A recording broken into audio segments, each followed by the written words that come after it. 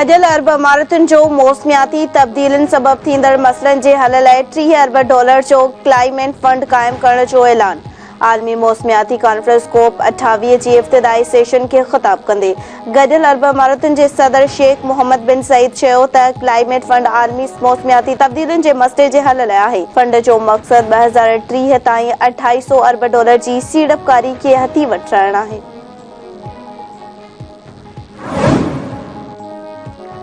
बरतानिया जे शाह चालीस जो कोप 28 इजलास में मौसमियाती तब्दीलियुनि सबब पाकिस्तान में थियल तबाही जो ज़िक्र दुनिया ॾो मुस्तक़बिल जो लाइ अमल बि पेश करे छॾियो। चयाईं मौसमियाती तब्दीली ईंदड़ नस्ल लाइ हिकु ख़तरनाक मसइलो आहे। पेरिस मुआहिदे में दुनिया हिकु वॾे मसइले ते गौर कयो।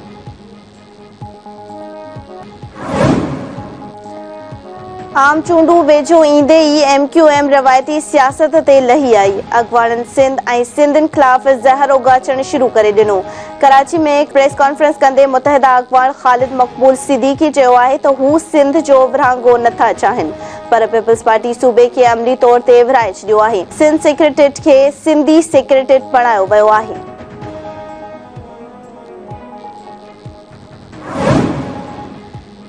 चूंड शेड्यूल इलेक्शन खां 54 ॾींहं पहिरियां जारी थींदो। Chief election commissioner Sikandar Sultan Raja चयो आहे त असां सभु कुझु पंहिंजे वक़्त खां पहिरियां करे रहिया आहियूं।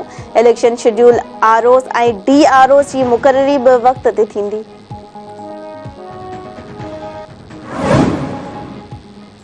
£190 मिलियन केस नेब PTI चेयरमैन ऐं बुशरा बीबी ख़िलाफ़ रेफरेंस दाख़िल करे छॾियो। नेब रेफरेंस में बुशरा बीबी जी वेझी दोस्त फराह गोगी, शहज़ाद अकबर ऐं ज़ुल्फी बुखारी जा नाला बि शामिल।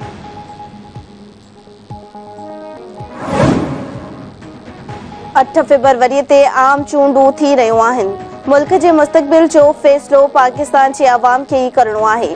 Peoples party chairman Bilawal Bhutto Zardari Quetta में बलूचिस्तान हाई कोर्ट बार खे ख़िताब कंदे चयो आहे त विरासत ऐं नफ़रत वारी सियासत ख़तमु थियणु घुरिजे। चयो पियो वञे त जेको 3 भेरा वज़ीर आज़म थियो उहो ई 4थो भेरो वज़ीर आज़म थी अवाम खे ॾुखियानि मां कढंदो। बलूचिस्तान जे अवाम पैगाम ॾिनो आहे त हू पीपल्स पार्टी सां गॾु आहिनि।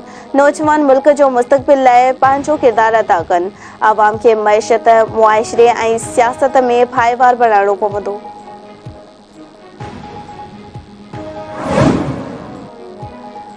सिंध पुलिस में 1046 ASIs भर्ती करण जो फ़ैसिलो। निगरान सिंध काबीना सिंध पब्लिक सर्विस कमीशन वसीले भर्ती करण वारे फ़ैसिले जी मंज़ूरी ॾेई छॾी। रेंजर्स खे वाटर कैनियन ऐं क्विक रिस्पॉन्स गाॾियुनि जी ख़रीदारी लाइ ₹1 अरब जा फंड ॾियण जी बि मंज़ूरी। ईंदड़ आम चूंडुनि में पोलिंग स्टेशन तौरु इस्तेमाल हेठि ईंदड़ सूबे जे 9,901 स्कूलनि जी मरमत लाइ ₹3 अरब जारी करण जी पिणु मंज़ूरी ॾिनी वई। सिंध हुकूमत जे इख़्तियारनि मूजिबि भर्ती थींदड़ पुलिस ASIs जी तालीमी क़ाबिलियत ग्रेजुएशन हूंदी।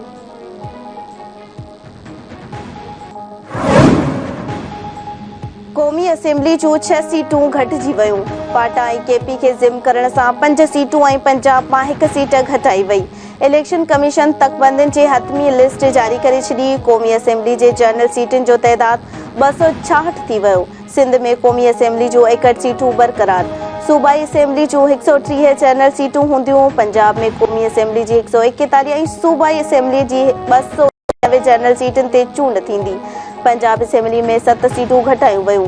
KP में क़ौमी असेंबली जूं 45 ऐं सूबाई असेंबली जूं 115 सीटूं। बलूचिस्तान में क़ौमी असेंबली जी 1 ऐं सूबाई असेंबली जी 2 सीटुनि जो इज़ाफ़ो। इस्लामाबाद में क़ौमी असेंबली जूं 3 जनरल सीटूं बरक़रार। अक़लियतुनि जी 10 ऐं औरतुनि जी 60 मख़सूस सीटुनि समेत क़ौमी असेंबली में मजमूई तौरु 366 सीटूं हूंदियूं।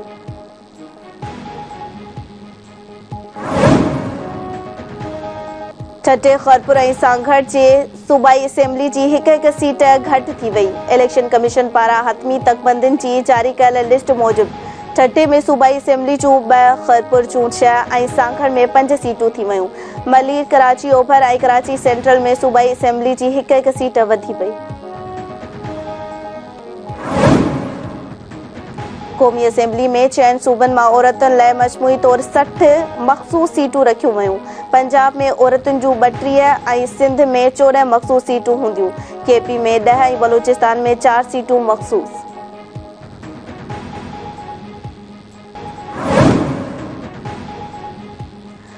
गज़ा वरी धमाकनि सां गूंजी उथियो। 10 वॻे जंगबंदी जो वक़्तु ख़त्म थींदे ई इसराइली फ़ौज वेशियाणी बमबारी शुरू करे ॾिनी। ॿारनि समेत 32 फ़लस्तीनी शहीद। गज़ा सिटी ऐं उत्तर गज़ा में इसराइली फ़ौज ऐं हमास विड़हाकनि में झड़पूं। इसराइली जहाज़नि ऐं टैंकनि जे ख़ान यूनिस कैम्प ते गोलाबारी। इसराइल पारां हमास ते अगराई करण जो इल्ज़ाम।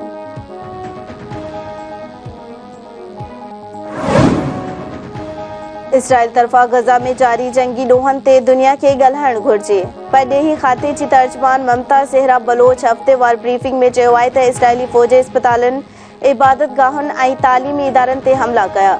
कश्मीर में भारत जा ज़ुल्म जारी आहिनि। भारत वालाडियल कश्मीर में रियासती दहशतगर्दी बंदि करे।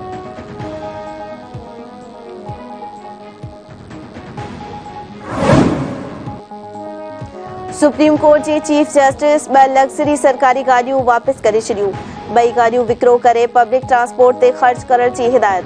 सुप्रीम कोर्ट जे रजिस्ट्रार पंजाब हुकूमत खे ख़त में चयो आहे त चीफ जस्टिस काज़ी फ़ाइज़ ईसा 6 करोड़ 10 लख रुपए जी मालियत जी लग्ज़री गाॾी इस्तेमालु न पियो करे। हिकु नई बुलेट प्रूफ गाॾी बि पंजाब हुकूमत ॾिनी आहे। क़ीमती इंपोर्टेंट गाॾियूं क़ौमी नाणे ते ॿार आहिनि।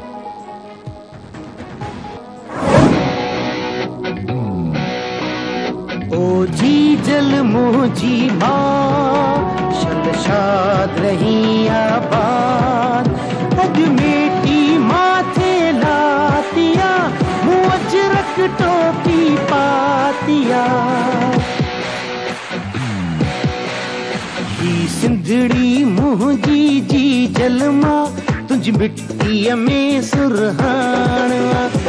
सिंधड़ी मुझी जी जल माँ तुझ मिट्टी में सुरहाना। हिन मिट्टी ते मुखे नाज़वा, हिन मिट्टी में मुझो मानवा।